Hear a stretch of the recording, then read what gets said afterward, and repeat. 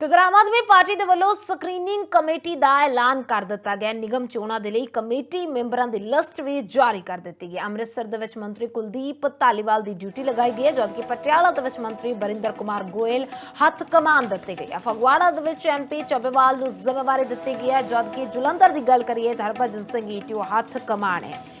ਤਾਂ तमाम screening committee ਦਾ ਐਲਾਨ ਜਿਹੜਾ ਕਰ ਦਿੱਤਾ ਗਿਆ। ਆਮ ਆਦਮੀ ਪਾਰਟੀ ਦੇ ਵੱਲੋਂ ਸੂਚੀ ਵੀ ਜਿਹੜੀ ਹੈ ਜਾਰੀ ਕਰ ਦਿੱਤੀ ਗਈ ਹੈ। ਫਗਵਾੜਾ ਦੇ ਵਿੱਚ ਐਮਪੀ ਚੱਬੇਵਾਲ ਨੂੰ ਜ਼ਿੰਮੇਵਾਰੀ ਸੌਂਪੀ ਗਈ ਹੈ, ਜਦਕਿ ਉੱਥੇ ਜ਼ਿਕਰ ਕਰ ਲਈਏ ਜਲੰਧਰ ਦਾ, ਜਿੱਥੇ ਹਰਭਜਨ ਸਿੰਘ ਈਟੀਓ ਦੇ ਹੱਥ ਕਮਾਨ ਹੈ। ਕਿਉਂਕਿ ਨਗਰ ਨਿਗਮ ਤੇ ਨਗਰ ਕੌਂਸਲ ਦੀਆਂ ਚੋਣਾਂ ਦੀ ਗੱਲ ਕਰੀਏ ਤਾਂ ਬੀਤੇ ਦਿਨ ਇਲੈਕਸ਼ਨ ਕਮਿਸ਼ਨ ਦੇ ਵੱਲੋਂ ਐਲਾਨ ਕੀਤਾ ਗਿਆ 21 ਦਸੰਬਰ ਤਾਰੀਖ ਨਿਰਧਾਰਿਤ ਕੀਤੀ ਗਈ। ਹਾਲਾਂਕਿ ਉਸੇ ਦਿਨ ਨਤੀਜੇ ਜਿਹੜੇ ਨੇ ਉਹ ਆਉਣਗੇ।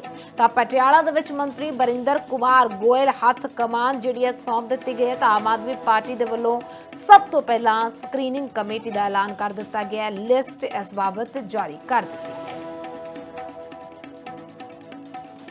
One is that the man means the candidate should give a nomination paper in form 20. ठीक है जी, फिर he will have to give a affidavit, an affidavit annexure 2. And I'll tell you something very interesting. In nomination form ਦਾ ਨਮੂਨਾ ਅਤੇ affidavit ਦਾ ਪੂਰਾ ਨਮੂਨਾ ਅਸੀਂ ਆਪਣੇ website ਤੇ ਲਗਾਇਆ ਹੋਇਆ ਹੈ। We have also sent a copy of this to all the political parties. ठीक है ना?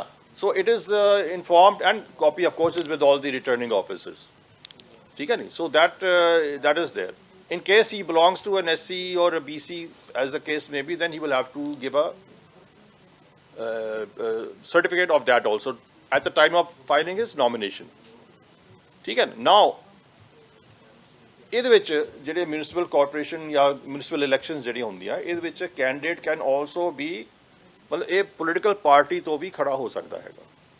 ਸੋ ਪੋਲੀਟੀਕਲ ਪਾਰਟੀ ਦੀ ਜਿਹੜੀ ਸਪਾਂਸਰਸ਼ਿਪ ਫਾਰਮ ਹੈਗਾ ਉਹ ਵੀ ਅਸੀਂ ਸਾਰੇ ਪੋਲੀਟੀਕਲ ਪਾਰਟੀਜ਼ ਨੂੰ ਭੇਜਿਆ ਹੋਇਆ ਹੈਗਾ।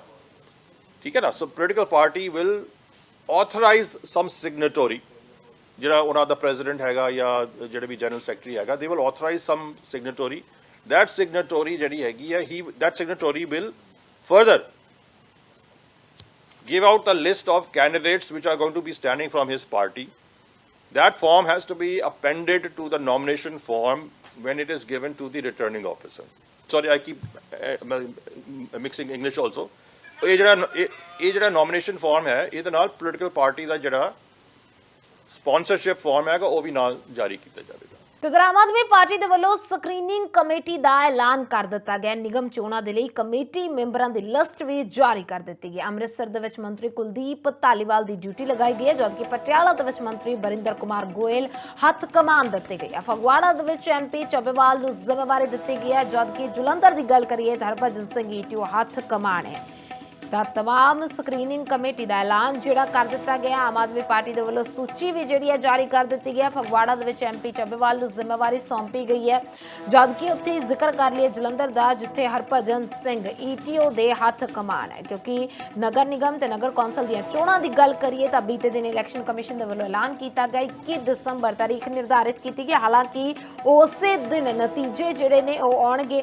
ਤਾਂ ਪਟਿਆਲਾ ਦੇ ਵਿੱਚ ਮੰਤਰੀ ਬਰਿੰਦਰ ਕੁਮਾਰ ਗੋਇਲ ਹੱਥ ਕਮਾਨ ਜਿਹੜੀ ਹੈ ਸੌਂਪ ਦਿੱਤੀ ਗਈ ਹੈ। ਤਾਂ ਆਮ ਆਦਮੀ ਪਾਰਟੀ ਦੇ ਵੱਲੋਂ ਸਭ ਤੋਂ ਪਹਿਲਾਂ ਸਕਰੀਨਿੰਗ ਕਮੇਟੀ ਦਾ ਐਲਾਨ ਕਰ ਦਿੱਤਾ ਗਿਆ। ਲਿਸਟ ਇਸ ਬਾਬਤ ਜਾਰੀ ਕਰ ਦਿੱਤੀ ਹੈ।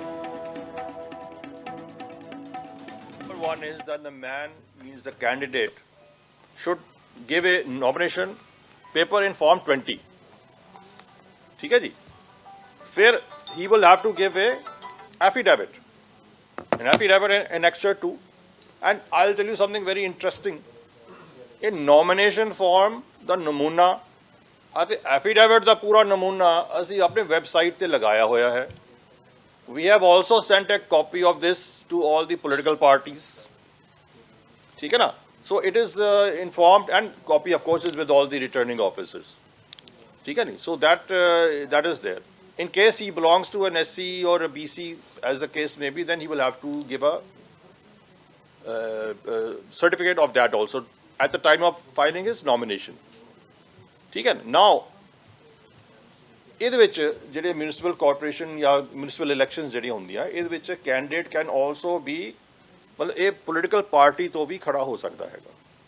ਸੋ ਪੋਲੀਟੀਕਲ ਪਾਰਟੀ ਦੀ ਜਿਹੜੀ ਸਪਾਂਸਰਸ਼ਿਪ ਫਾਰਮ ਹੈਗਾ ਉਹ ਵੀ ਅਸੀਂ ਸਾਰੇ ਪੋਲੀਟੀਕਲ ਪਾਰਟੀਆਂ ਨੂੰ ਭੇਜਿਆ ਹੋਇਆ ਹੈਗਾ, ਠੀਕ ਹੈ ਨਾ। ਸੋ political party will authorize some ਸਿਗਨੇਟਰੀ, ਜਿਹੜਾ ਉਹਨਾਂ ਦਾ ਪ੍ਰੈਜ਼ੀਡੈਂਟ ਹੈਗਾ ਜਾਂ ਜਿਹੜੇ ਵੀ ਜਨਰਲ ਸੈਕਟਰੀ ਹੈਗਾ, they will authorize some ਸਿਗਨੇਟਰੀ।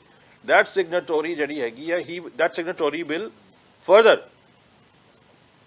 give out the list of candidates which are going to be standing from his party.